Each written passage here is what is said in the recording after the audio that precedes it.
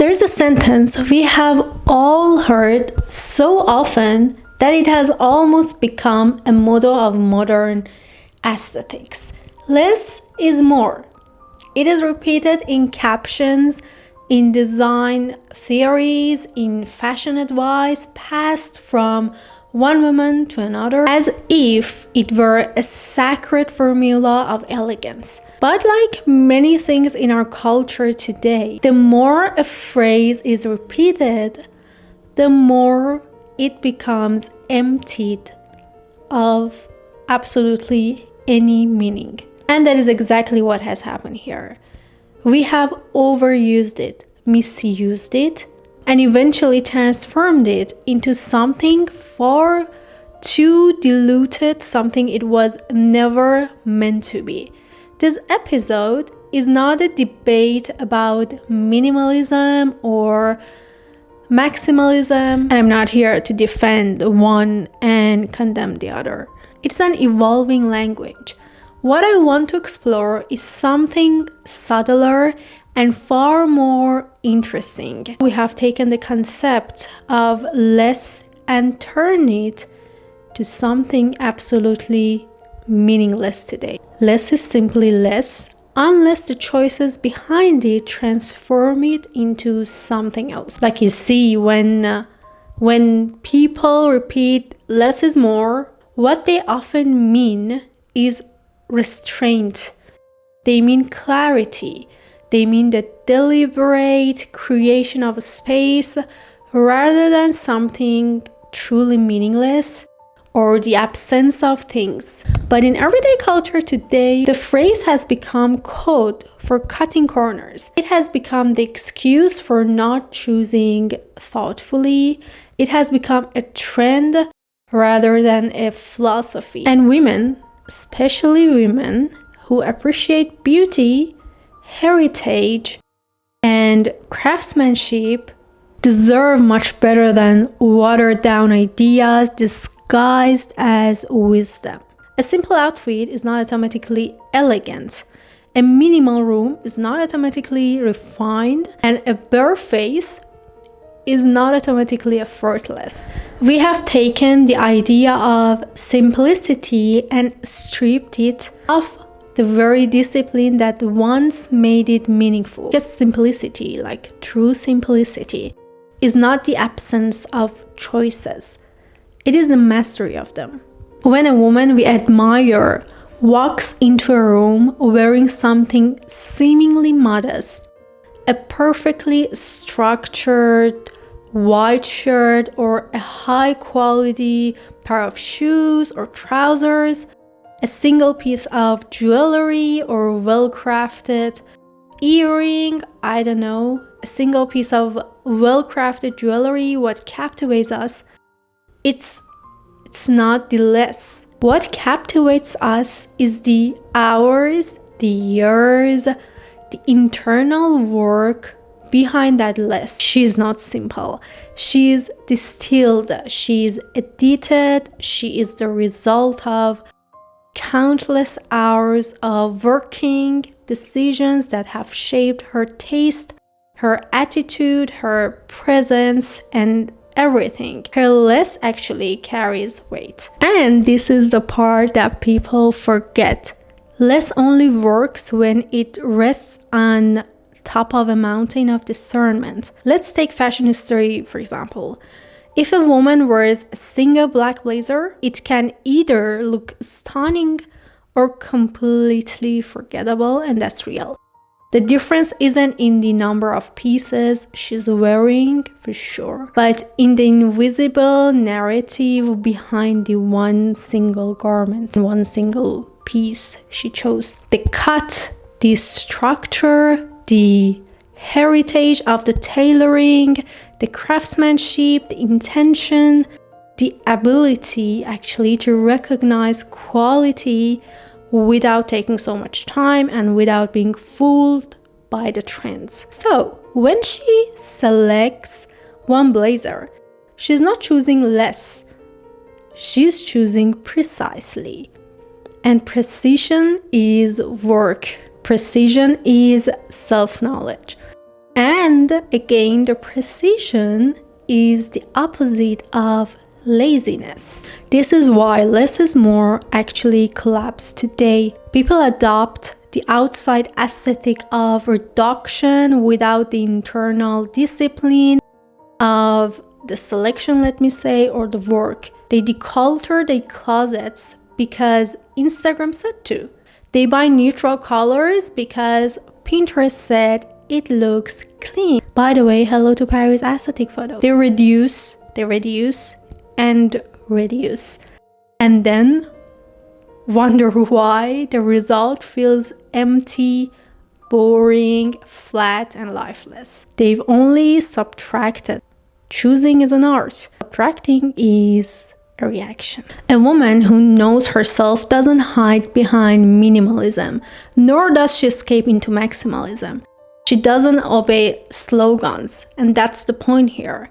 She doesn't perform aesthetics. She builds her visual identity the same way she builds her entire life. Consciously, intentionally, piece by piece. And this brings me to the point, to what I truly believe. Less is less, more is more. Both are valid, but neither becomes the other. Less is less when the intention behind it is so weak, and less becomes meaningful only when the thought behind it is super rich. And more is more when it is careless. More becomes extraordinary when it is curated. Neither is inherently superior. What matters is the person actually who's choosing them. Think of heritage pieces like antiques, jewelry, timeless garments created by artisans, and the same artisans who understood proportion, balance, and culture. These objects aren't more in a loud way, but they are more because of everything they hold. The hand that shaped them, centuries they survived, the meaning woven into every curve. So, when you bring one of those objects into your home, you are not adding clutter. You are adding depth, story, lineage. That is different, a totally different category of more. Even among popular brands, when you choose a perfectly crisp shirt, a tailored coat, a pair of shoes that took months to craft, or a fascinating designer put a lot of time and energy to create that thing, that is a different category of less. Less quantity, but far more quality. That's why the phrase less is more is inadequate, because it compresses a complex truth into something so shallow. So to be honest, a woman with taste doesn't rely on slogans, she relies on her judgment.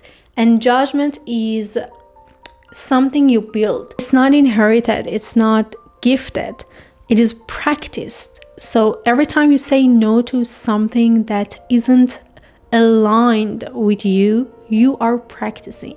You are working on that very specific muscles, and your sense of taste becomes sharper. So every time you take the time to understand why one piece feels so right for you rather than the other, which feels absolutely wrong, you build the foundation for that effortless elegance that so many people are craving, or they assume you were born with. And this is why your less is never actually a less, because behind every item you choose there is the unseen labor of knowing yourself. And here is something we rarely admit in the modern world. Being selective, let me say, is one of the hardest things to do, because we are drowning in options, drowning in influences, drowning in opinions. It's easy to buy 10 average things, but it's incredibly difficult to choose one perfect thing.